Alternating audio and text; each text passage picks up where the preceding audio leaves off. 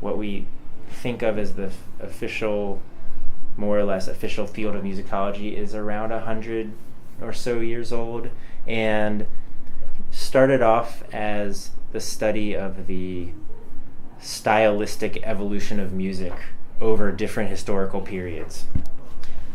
And it has changed into something a lot broader than that.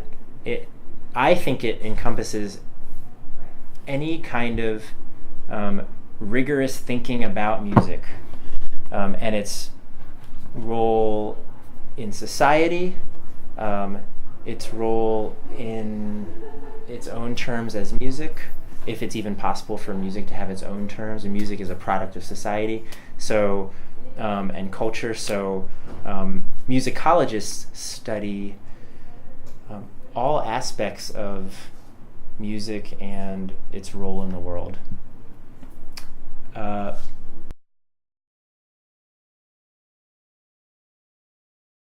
What I was just talking about, what musicology sort of started out as, we often think of that as historical musicology, which really I think of as it's a fancy way of saying music history. And historical musicologists look at music in its historical context. So they look at things like cultural context or politics of a time period. They also look at music as an aesthetic object or something to appreciate and understand why it might be powerful, or why it might seem powerful to different people at different times, or why a certain composer's music resonated with a certain group of people. Sometimes musicologists do close readings of music, the way that you might do a literary analysis of a poem or something like that, and do close reading. And sometimes, so that leads to this question of what music theory is. Technically, it's a separate field from musicology. Music theorists tend to focus on analyzing a musical work as a whole thing, and musicologists, and so a music theorist might look in detail at the structure or form of a piece of music. They might look at the way that different chords and sounds relate to each other, and try to come up with a way of explaining those relationships. And they might apply to another similar piece. Music historians or historical musicologists often use music theory as tools to help them understand how a work of music might have mattered to it in a certain time period, for example, or to help them come up with a better analysis of a piece of music. So, and then there's the question of music's history. So that's one of the things a lot of musicologists do, is they're historians of music. So the method that they use is historical method, looking at primary sources from the past and coming up with an argument about for example, how a particular composer's style changed over time, or how or what a genre of music meant in a certain society at a certain time. And they use documents, letters, the same kinds of things historians use to try to come up with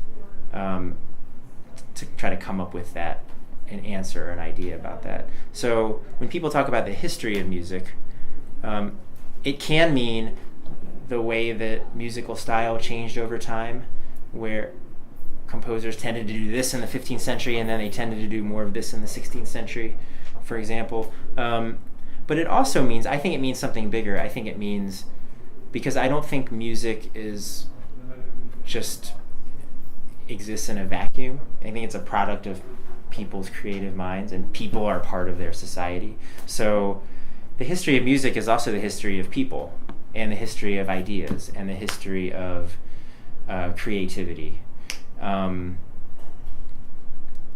all of that, I think, is included in the history of music. When we talk about the history of music, it doesn't just mean looking at the notes on the page, but it means looking at the people who make the music or take in the music.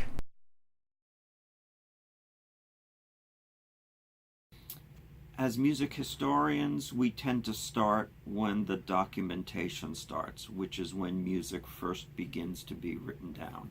And music is first written down in the Middle Ages.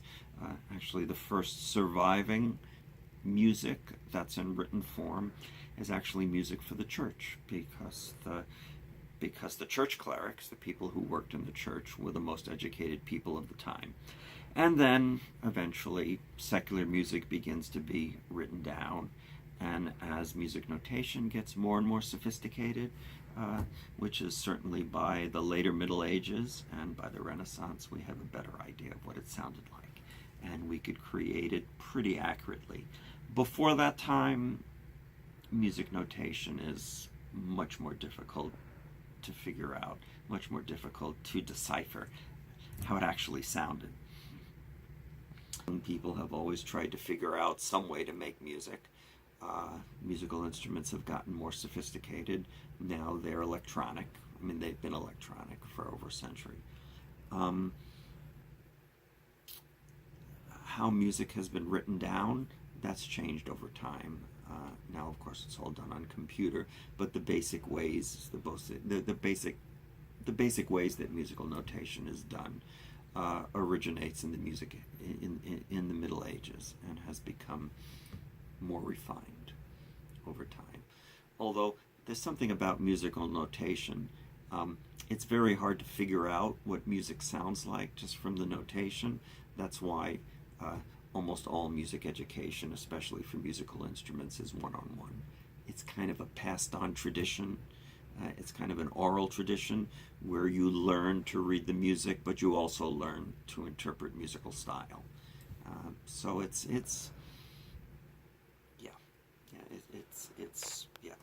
that's there are other things that are done that way. I think acting methods are done the same way, and things like ballet, and I suppose any of the arts, painting and sculpture, you have to have a teacher to teach you how to do that.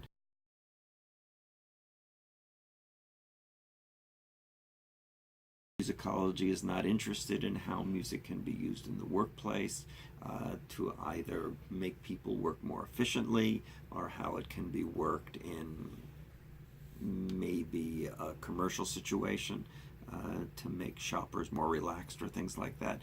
Musicology doesn't do that.